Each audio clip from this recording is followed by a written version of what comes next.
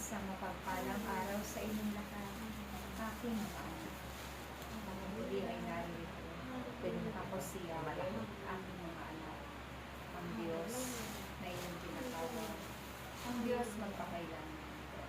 Kaya't kapag kayo ay nasa aking piling, kayo'y huwag nakaw. Amen. At mabagabag ang tingin, sapagkat ang aking pinananahan ay may kalaki na kaligtasan. Amen.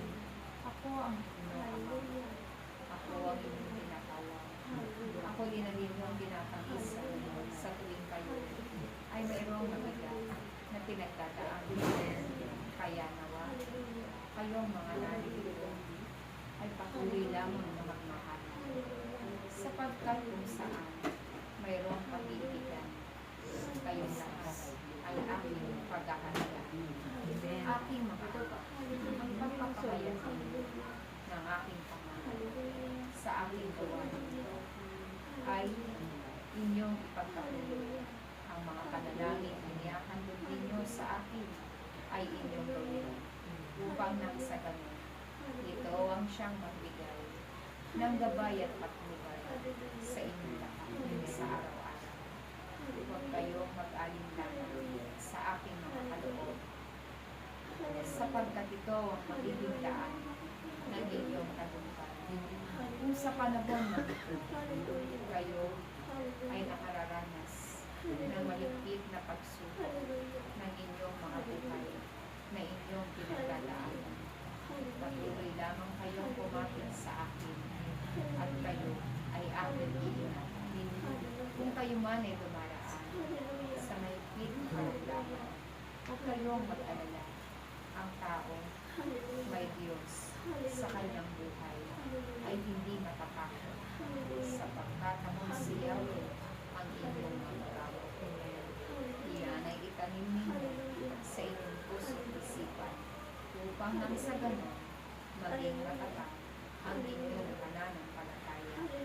At huwag kayong matakot na masakitan sa paggawa ninyo ng kabutihan, sapagkat kung minsan ang paggawa ng mabuti ay may kalaki na pag-uusig, ngunit magalak kayo sapagkat ito ay isang parangal para sa inyo.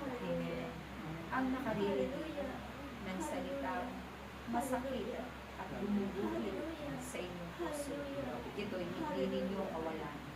Bagkos ito ang siyang magpapatibay ng inyong pagsunod sa aking kalooban. Kaya sa aking mga anak, akong si Yahweh ay lagi ninyong kasama. Hindi ko kayo pababayaan. Patuloy lamang kayong sumunod at makikita ninyo ang pala ng isang taong patuloy na sumusunod sa Diyos. Muli, isang mapagpalang araw sa inyong lahat, aking mga anak. Ako ang Diyos, magpakailanman. Ako si Yahweh, ang dapat purihin. Ako si Yahweh, ang Diyos na lumikha ng lahat. Ako si ako nga, ang kailangan ng lahat. Maraming salamat.